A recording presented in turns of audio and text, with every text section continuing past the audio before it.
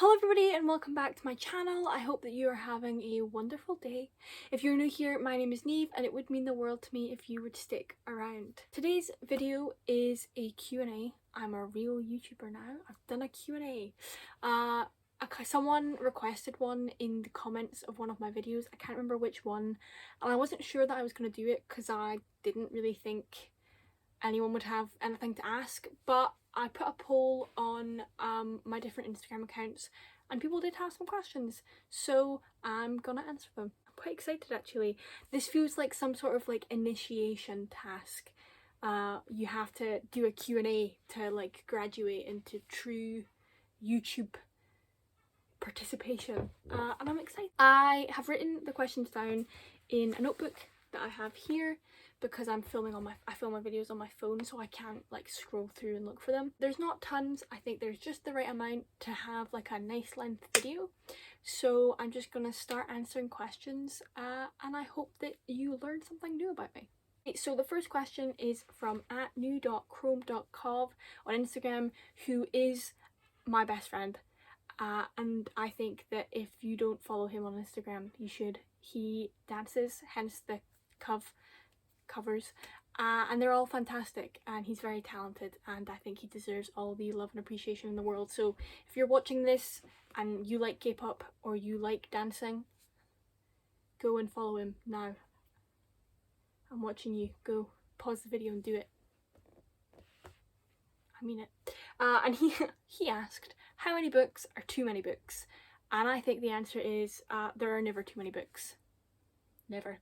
Unless maybe the amount of books you have is causing like a genuine fire hazard.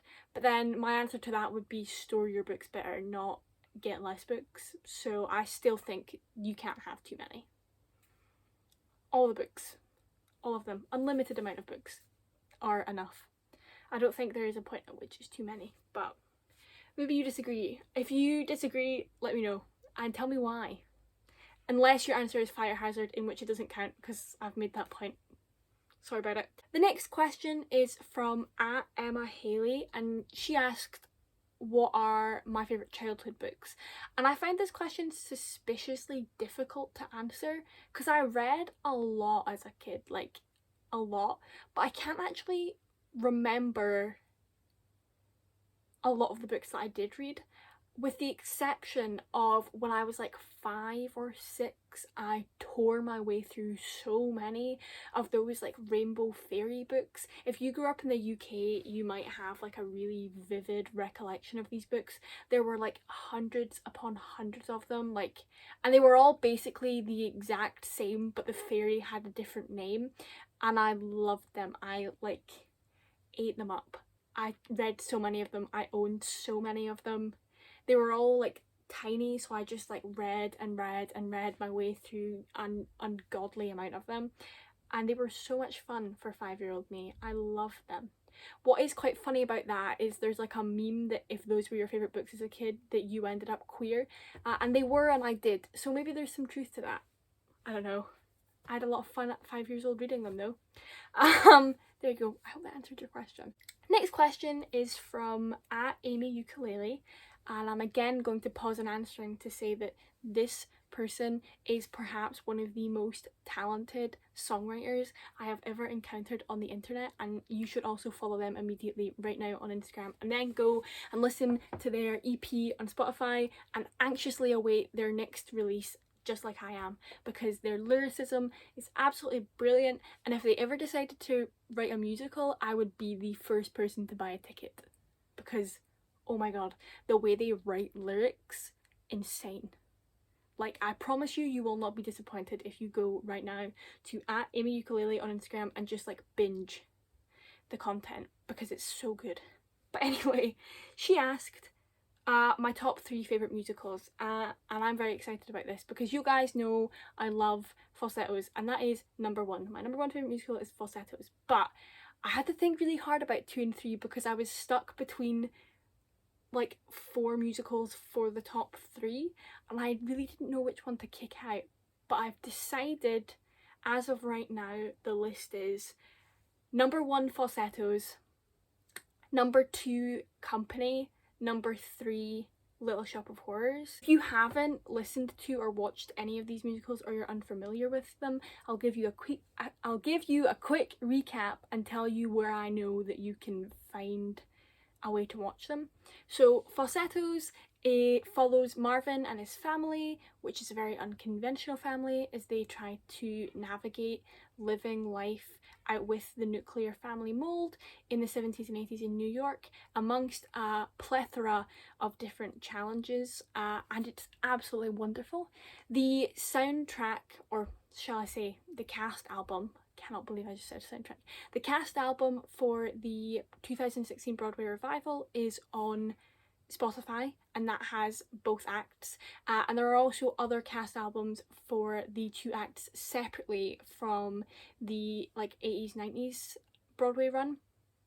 They are also wonderful, so if you would like to listen to the cast albums, they are there. They also recorded and released a pro shot of the Broadway revival on like PBS, but it's now on like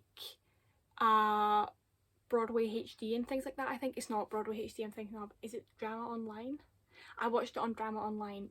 There is one on YouTube, but I didn't tell you that. Okay. And then Company is a Stephen Sondheim musical. It's a concept musical about this man called Robert who is yet to get married and his group of married friends, and it's wonderful.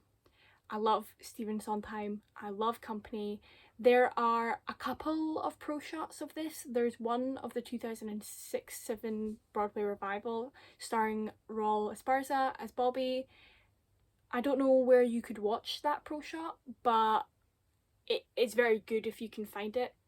It's on YouTube. And there's also a pro shot of the 2011 production that they did with the New York it's not the symphony, I don't think it's the Symphony Philharmonic Orchestra, starring Neil Patrick Harris as Bobby and Patti LuPone as Joanne. It's so good, and they directed that for television as well. Don't know where you could watch it legally. Little Shop of Horrors follows Seymour as he finds this plant that's very odd that drinks blood and ends up giving him lots of fame and fortune. But at what cost? At what cost? That is the question. I love it. There is a film that's on places. I think it might be on Amazon Prime, but don't hold me to that. It'll be on Amazon Prime, but you might have to pay for it. There's definitely DVD. It's so good. There'll be pro shots, not pro shots, there'll be like bootlegs of it somewhere of productions, but I've never watched one, so I cannot even be like, there's a good one. I don't know where there's a good one. Watch the film. The film's very good. I really like the film. Rick Moranis is wonderful, and it stars the original Audrey from Broadway, Ellen Green, and she is fantastic. So if you're interested, they're there. I've spent too much time rambling about them. Those are my top 3. Those are vaguely how you can access them. Company and Little Shop also have multiple cast albums on Spotify, and I'm assuming Apple Music. I recommend the 2007 cast album for Company starring Raul Esparza because his Bobby changed the game. And if you're intrigued to see what I think of the Little Shop of Horrors cast albums, keep your eyes and ears peeled on my channel because there's a video coming soon that is all things Little Shop. Okay, that took way longer than I expected I would take to answer. Next question is from Alex Devlin. And she asked, what is my favourite book series other than All for the Game? You guys all know that All for the Game is my favourite series. I found this question so hard to answer, and I was like, this will be easy. I was so convinced I would find this question really easy to answer, and then I realised that I don't really read series, and therefore this was much harder to answer than I expected. I think the answer is probably The Raven Cycle by Maggie Stuvater, because I love those books, but I'm a bit iffy about the author, and I'm not sure that I wanted to recommend them, but they are very good, and I think they're the only other series that I've read in full and enjoyed anywhere close to as much as I enjoyed All for the Game. So it is going to be my answer, but I am hoping that I can find another answer.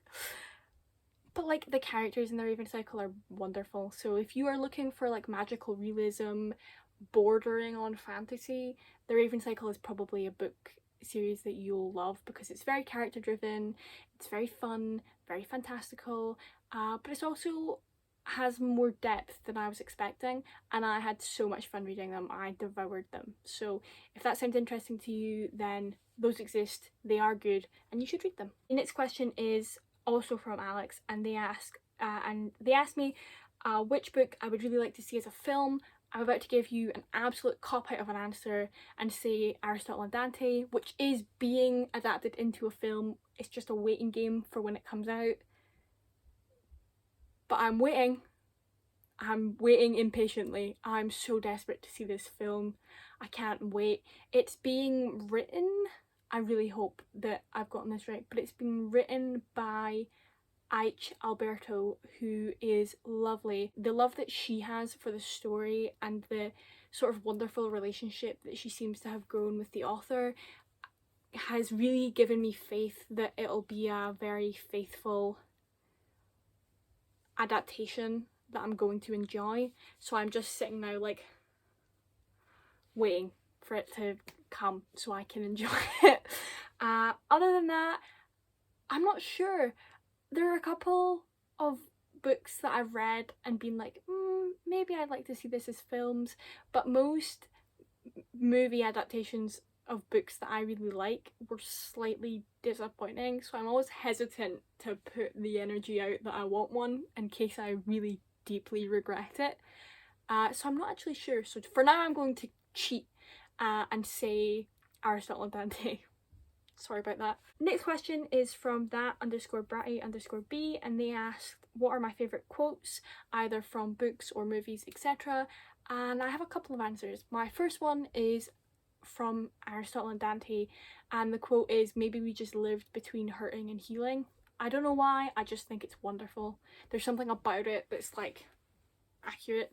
The other one is from Jennifer Niven's All the Right Places, and it's "There's beauty in the tough words, it's all in how you read them." I found it really helpful when I read it. I find it quite helpful now. There's something about it, something about where it's placed in the book, who it's directed at in the book, that wonderful.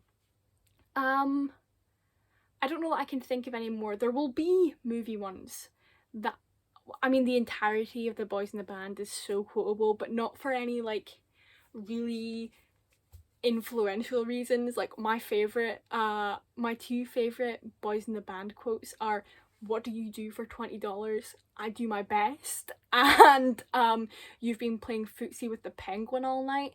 So like, they aren't exactly inspirational favourite quotes that I can out of context share with the world, but yeah, there you go. There's your answer to that, Brooke. I hope you enjoyed it. And the next question, also from Brooke, is my favourite items of clothing.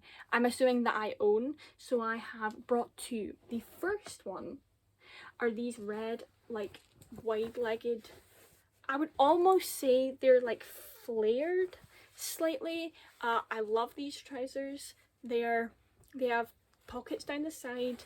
They're in like a sort of light but also quite robust denim, and I love them.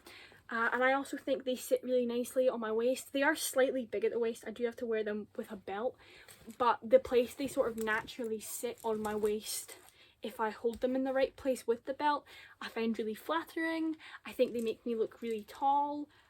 I really like them. I really feel like they were a purchase that I'm getting use out of, and I am grateful I made. Also, they're such a gorgeous shade of red. I think sometimes when you buy red clothes, they come very, very bright, almost orangey red, and I'm like not a fan of that shade of red, but this slightly deeper red does it for me every time, and I really, really love these trousers. So there's that. And the other answer is, because I couldn't leave these out, are my platform Doc Martens, because these are like the first big clothing purchase that I've made myself. They were so expensive. it really hurt me to part with that amount of money, but I love these shoes. I know that I will get years upon years upon years of wear out of them. I think they're so flattering on my feet. I like the way they work with the clothes that I own, and they were worth the money. I also like that I bought the ones, these are the Sinclairs, so they come usually with, sorry I can't actually hold them both. They usually come here instead of laced up, they come with a zip.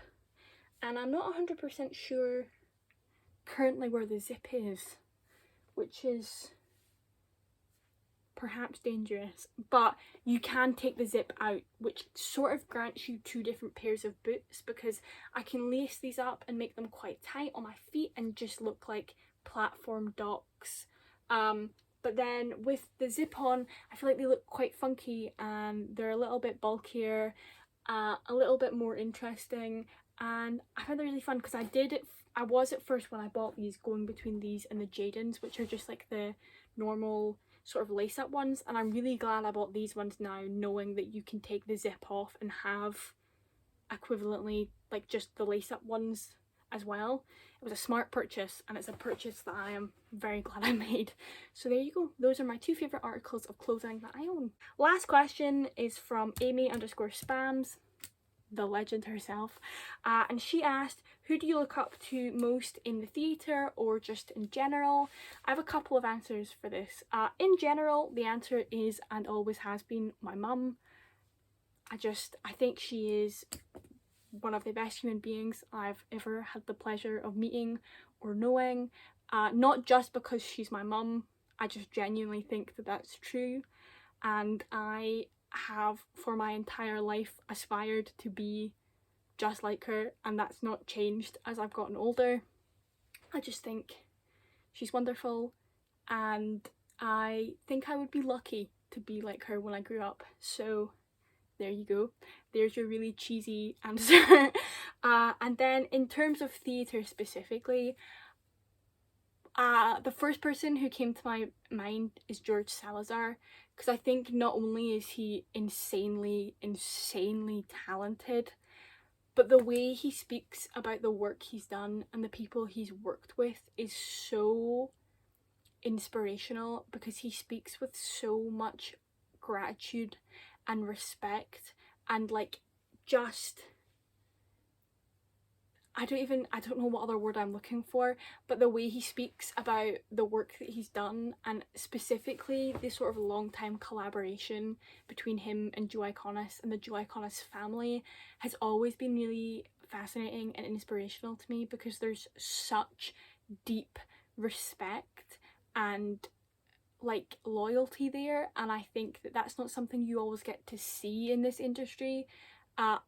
In a way that isn't sort of very elitist, and I certainly don't think that that's what this is.